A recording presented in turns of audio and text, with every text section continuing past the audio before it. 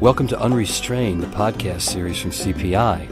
Here you can enjoy conversations where professionals on all sides of crisis and behavior management relax and open up about themselves, their workplace, and their clients. You'll get the latest tips and trends from the best in the business, so tune in often to integrate their experiences with your own. Hello and welcome to Unrestrained, the podcast series from CPI. Today I'm joined by Dan Lonigro, Global Professional Instructor and Certified Road Warrior. Hello, Dan. Hi, Terry. Yeah, welcome. I'll begin today by, because I was lucky enough to have you as a Global Professional Instructor for my own Nonviolent Crisis Intervention training, I know that a life lived on the road was in your blood fairly early on, and I'm hoping you can talk about your personal history, including your early travel experiences and how they help create the professional identity and lifestyle that you enjoy today. Well, I was thinking about that, and I remember my earliest memory. I must have been like 6 or 7, and my mom had a strict rule, don't leave the yard. So I didn't follow that rule, and I got into it was garbage day, so I got into some garbage, and it was really smelly. And of course she didn't see me in the yard and freaked out and got into her 68 Buick Skylark and just went barreling down the street looking for me, and she found me, and I just reeked, And so she brought me home and gave me a bath and a spanking and put me to bed in that order. And how old were you? I was like 6 or 7. I still remember it, and she brings it up every Christmas, of course, for my kids. But I was hooked. I was like, okay, I don't care. I got a spanking. I'm I've now seen the other side. So, and then my friends and I, we used to have a game where we would go and ride our bikes as far as we could until we got lost. And then, and the fun part was, okay, now try and find your way back home. So we would always run into a highway or some landmark where, okay, there's the sled hill, or there's the forest preserve, or there's, National Supermarket. In what town were you raised in? This is Mount Prospect, Illinois, right outside Chicago. All right. So we'd see something that our parents said, the road that they brought us down. We said, okay, so now we know how to get back. And I think that was the beginning of just like wanderlust. And although I was with my friends, I was really the only one who caught that bug. And so I always liked looking beyond the horizon. And that my first job after college, although I was supposed to go into production, that's what we paid for, my degree. And what was your degree? Radio, television production. Oh, really? Wow. And where did you go to college? It was Southern Illinois University in Carbondale. Oh, sure. Which was at the time the number one school in the country. Well, one of the top 10 for that degree, and the facilities were great. Communications was my major, but I got out and I just thought, I better start doing what I really want to do, and so I started traveling. I got a job in the travel industry, and not that I didn't use my degree, but I thought, okay, maybe I should stick with this. This is what I really like. And I was a tour guide in Phoenix and an operations manager for a destination management company and a program director in Chicago. And for 8 years, I was just traveling all over, Bahamas, Arizona, LA, just all over the country. Even did some gigs on some cruise ships too. Wow. So this is in your 20s. Oh. Yeah. And I was single, and it was just great, and I really learned about, I think to answer the latter part of your question, what got me ready for this was I started learning about how to deal with people in some very hyper situations, because travel industry is really, people get excited and they get upset, and where's my luggage, and where's the bus, and this isn't working, and our reservations, and people get just all bent out of shape. So it forced me to manage behavior, as well as I started to learn how to negotiate. And I realized that, wow, everything's negotiable, and you just really have to ask, and you can just get a lot of what you need just by asking and negotiating and working with people. Setting some limits. Maybe. Setting some limits and just saying, hey, this is how I feel about this. So, and then I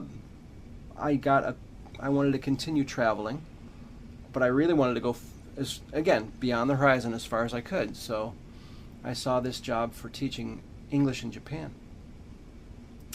And I mean, to be quite honest, I did it on a lark. I was just kind of grinding my wheels back home here. And this is after 8 years in the travel industry. Yeah. So you're about 30? Yeah, I was going to say, about late 20s. And I was having fun, but I wasn't going anywhere in life, and not making a whole lot of money either. I thought, I've got to get serious. But when I saw this ad, because I was subscribing to many travel magazines, being in the travel industry, and it said literally, work in Japan, teach English, make lots of money. Sounds good to me, Right. I think I'll do this. And I had no attachments really, so. But it was then, once I got overseas and started teaching, that that's when the calling came. How odd. Most people have a calling and then they follow it. I just went, as I said, to go do this job, and then I realized I just fell in love with my students. And I realized they really need help, but they depend on me, because many of them were studying English for their livelihoods. I mean, these were people in their early 20s, and they needed English English being one of the major business languages in the world. They needed this language, this skill to succeed. So I thought, wow, they're really depending on me, and I've got to make sure they're successful. And I fell in love with my students, and I thought imparting critical knowledge to them really gave you a sense of purpose. Then I think that's it. Yeah. And when you saw the look in their eyes of what they needed, you just couldn't help but feel like this is right. You mean that thrill of recognition that they would have? Yeah, and understanding. And I would get so excited when they would just learn a phrase, and I would see them out in the community, and we'd go out and we'd speak in English, and I realized that, okay, and my father would always say this, what's your niche in life? Well, what's your niche in life? He would drive me crazy because I never knew, and I'd be like, Dad, back off. I don't know what I'm going to do with my life. And finally, here it was. It was just staring me right in the face. And I thought, great, okay, finally I know what to do. What a great aha moment. Exactly. That's exactly how it should be described. And once I got home, I thought, okay, I've got my love of travel, I've got this love of teaching and coaching and motivating people, and what a perfect storm, because I came home from Asia with a wife and a baby boy, and there was the ad. And a vocation. And a vocation, and the skills.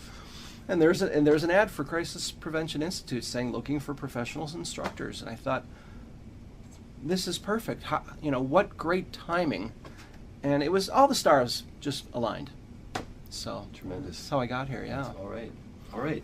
Well, in addition to keeping up a blistering travel pace as a global professional instructor, you also started blogging. You got over 100 blogs for CPI now, and I think you were one of the first ones with CPI to actually really jump into blogging. And I've read your writing, and I've enjoyed it a great deal. Thank you. I wanted to talk about how that sort of dovetailed into this this profession that you had, and why you took to the writing in such a strong way. I had written some articles for CPI, for Journal of Safe Management and the Instructor Forum. And I think it was at a meeting with Judith Schubert, our president, and she was talking about how they were encouraging her to write a blog. I think it was Heath Copps. And anyway, so Judith was talking about it, and I had this idea, this epiphany, like, okay, I went up to Judith, I said, you write about it from the corporate angle, and I'll write about it from the road, and then we'll like dueling pianos, we'll have dueling blogs, but it'll be nonviolent dueling blogs. And she says, that's great. So I did the first one, it was in Ohio, Columbus. And I enjoyed writing it so much. And she wrote another blog back, and then I just kept going with it. And just from the beginning, it seemed like a lot of fun, and it was. And I'm still enjoying it now. Tremendous. One of the blogs I enjoyed especially was a recent one of yours. It was about the 5 things difficult people are really saying, and I'm wondering if you could tell our listeners about that blog a little bit. Well, I've always said, and I say this to my groups every week, that crisis intervention doesn't have to be complex. And I think a lot of people have that idea that, maybe because of some of the wording and terminology and that you have to have a master's degree in psychology, and that's just not the case at all. It's just some basic, golden rule, treat others as you want to be treated type of stuff. So I just wrote, and I took it from the perspective of, okay, well, what calms me down? What do people do when I'm upset, like in a retail store or on the phone with the bank? And what do they do that helps me to just chill out, And I thought, well, there's certain things like I want to be heard, Don't give me a scripted response, which I can't stand that when they do that on the phone. I just talk to me like I'm a real person. Listen to what I'm saying. Think about your response. That's all. Don't be a robot with your response. Don't give me the corporate line, because that's going to just make me more upset. I want a resolution. Okay, you've heard me, great. You've used those great listening skills. What are you going to do about it now? Do you have a plan? Are you going to get back to me? I need. Now that I've come to you, I would like you to do some type of, again, resolution. I don't want to be judged. Pretty common sense, who does? So don't compare me to others or tell me to calm down, or because that's very judgmental when people say that, I think. And again, I don't want to be compared with others. And finally, follow up with me. I think that's really crucial, because that speaks volumes when you get back to me. And I think CPI does a really good job with that. I've heard many customers on the road say, when I talk on day 3 about the benefits of being a certified instructor, without a doubt, some veteran instructor in the group will say, yeah, and I like that you guys call us back, or I like that you got back with an email. And boy, I called in, and 10 minutes later, somebody called me back. They're so impressed about that. And I am as well impressed, because you hear it all the time. Somebody will call a company, and they never hear from that company again. And I think corporate America in general has to do a better job with that. It's a great perspective that you started with, to sort of say, hey, when I'm maybe being perceived as difficult, why is it? Could the other side do better than they're doing? Yeah, and I could see, in fact, I've even told people, if I've been on the phone with a utility company, or I've been at a retail store, and if I'm upset and they've done something to calm me down or resolve my issue, I always compliment that. I say, you know what, you've got great people skills. Yeah. And they'll look at you like, yeah, I do. And they're very confident about that. It's almost like they're not surprised that you said that. So I just love that. I think again, it doesn't have to be complex. Everybody out there can learn these skills. It's not difficult. That's a great takeaway right there. One of your blogs begins with a really provocative sentence, and it's this: I know it's hard to believe, but the individuals in our care are actually doing us a favor by displaying acting out behavior. How so? I think that might be counterintuitive to some people. It is, and when I wrote that, I thought, okay, I've really got to explain this. And that was one of those, and I think all global professional instructors will have those epiphanies, those aha moments when they're out there in front of a group, and that statement was one of them. I just blurted out one day to a group, and by the way, they're doing you a favor. And the group looked at me like, huh? I thought, okay, now I have to explain this. And it was in my mind, I just had to put it into words. And I said, well, think about it. In many crisis situations, you might not know what to do. If you use our program, which has models, crisis development model, verbal escalation continuum, coping model, so on and so forth, their behavior fits into the model. The model then tells you what response to use, which then has a calming effect on the individual. So if you're in a situation and the person displays a behavior, they're doing you a favor because they're actually part of the program now. They become part of the program that you're using or that you should be using. They play a role. So now, for example, the crisis development model, they yell and scream and make threats. Okay, wow, I know that's the defensive behavior from the model, and I need to take a directive approach. And I can customize that by removing the audience and taking the threat seriously and allowing the venting and so on and so forth. So they're doing you a favor by telling you through their language and behavior what you need to do. By review of the model and what stage the... By literally giving you the answer. By literally giving so you so when, yes, when okay, you act right. out, you've just given me the answer. Because your behavior ties in perfectly with the response that I'm supposed to use. So I don't have to second guess or pull some intervention out of a hat.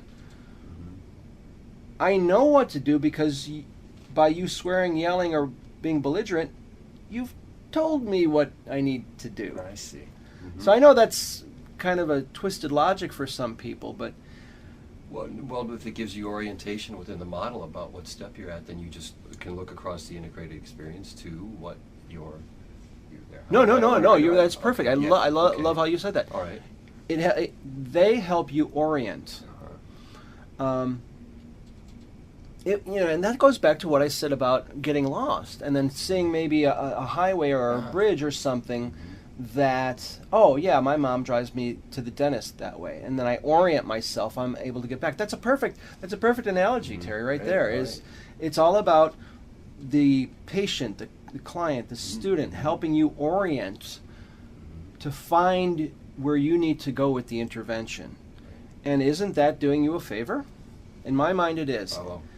And maybe that's a paradigm shift for some people, but I think if we put it in that perspective that, no, this person isn't, belittling me or abusing me or badgering me, they're actually helping me. They're helping me use this wonderful intervention. They're doing me a favor. I mean, that should be the mindset we should all have. That's great. It reminds me of something you said at the very beginning of the training that I enjoyed was crisis behavior is needy behavior. And if you can figure out how to fulfill that need in a way that is mutually acceptable to both people, then that is fulfilling the model? Yeah, in fact, my first supervisor here at CPI had an open door policy. He said, Dan, if you ever have a problem, come and see me. And I made liberal use of it, whether it was a problem with the schedule or travel, or I just was unsure, especially that first year. And I would say, Rob, here's the situation, blah, blah, blah. Rob, I'm having difficulty with this, yada, yada, yada. And he would eventually bring it around, and I'll never forget this. He would always let me vent, and then he would say, okay, Dan, what do you need? And I loved how he just boiled it down to that, like, okay, you've been going on now, and I've heard you, I've been listening, and maybe 90% of your energy has just been some venting, but you need something. What is it? Tell me, so I can help you, and I'd say, well, I need this. I need X, Y, and Z. He'd say, no problem. I'll make that happen. But I like how he helped the person who was in crisis, focus on you have a need here. Okay. So then, as a trainer, I've taken that perspective and realized that crisis behavior is needy behavior. And I've told hundreds of people that, hundreds of groups. Crisis behavior is needy behavior, and if you want to de-escalate the person, meet the need. And behavior is communication. So if we take those two thoughts, behavior is communication and crisis behavior is needy behavior, then when people behave in crisis mode, they are communicating a need that they have. And which goes back to our earlier point. They're doing you a favor by telling you what their need is. Now, sometimes they can't verbalize it. We have people who are on the spectrum or short-term memory deficits, cognitive deficits, and so on and so forth, but their behavior still will indicate that they are in need of something. So all we really have to do is meet the need. Excellent. Great. What lessons from the Nonviolent Crisis Intervention training have you most internalized and found repeated value in, possibly even to your own surprise? That it's really just a matter of using the program. And I've told groups this before, is that don't reinvent the wheel. Don't leave here and then go back to the same old, or leave what you've learned here in the hotel. Go back and use the program. We've now given you this wonderful product. You've earned it through all this hard work. So why would you not use it? It just doesn't make sense. You've got, A, it's not complex. You've got the skills. B, we've put things in some organization for you and helped you understand people in crisis. Now just use the product. Because sometimes you will come across people who say, well, I don't know what to do. Or what do I do if this situation, or what if, and you get those what if questions on and on. And I say, you already have the answers. Just plug the program in, just use the models.